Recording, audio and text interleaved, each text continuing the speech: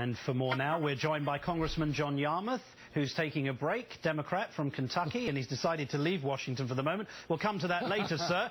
You were one of the votes in favor of this bill. It's rare that a classified intelligence program would be debated on the floor of the House like this. Are you glad that this program was leaked if the result was for such a debate to take place?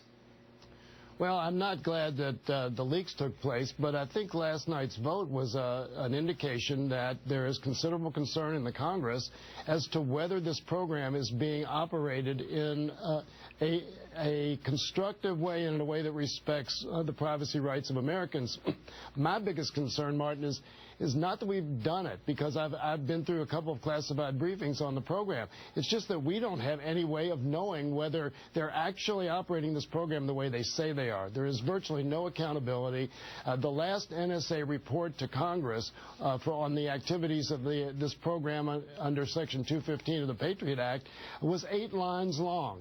And now when you're dealing with a program that is gathering literally billions of pieces of information and is, I think there were just under 1,800 requests for further security activities, 8 lines is not enough accountability for us to be confident that the rights of our citizens are being protected. Right, and that seems to be the central issue here. It's the accountability versus the nation's security. As someone who voted for the bill, do you feel that the country is that much more secure since 9/11 that such a program like this perhaps is no longer necessary? I'm leaning in that direction. I don't think there's any doubt that we're more secure than we were before 9/11. I know the administration has said that about 60 terrorist threats have been thwarted because of this program. And we've had the Times Square bomber. We've had the individual flying at Christmas, Abdul Muttalib, with a bomb. I mean, these are stories we've known about and reported on, plus the 60+ that we don't know about. Right, but we don't know to what extent this particular data gathering program was responsible for thwarting those crimes. It may have played a very minor role. And again, it's just because it's a classified program. We don't have enough information to make those judgments. So I'd rather actually step back, eliminate the program, and then rebuild the program with sufficient accountability.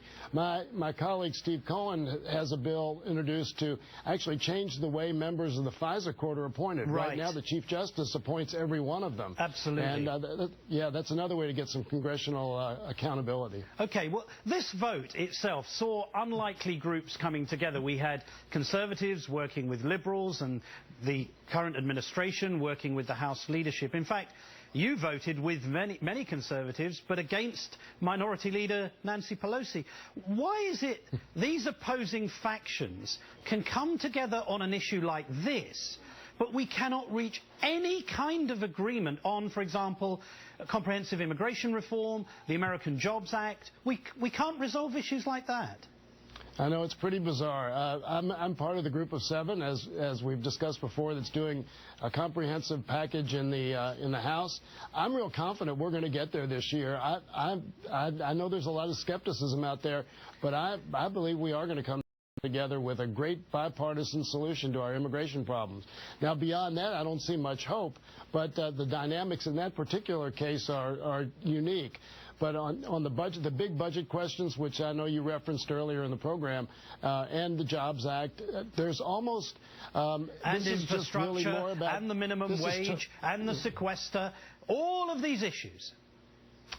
That's right, and most all of them is because there is no more moderate element in the Congress.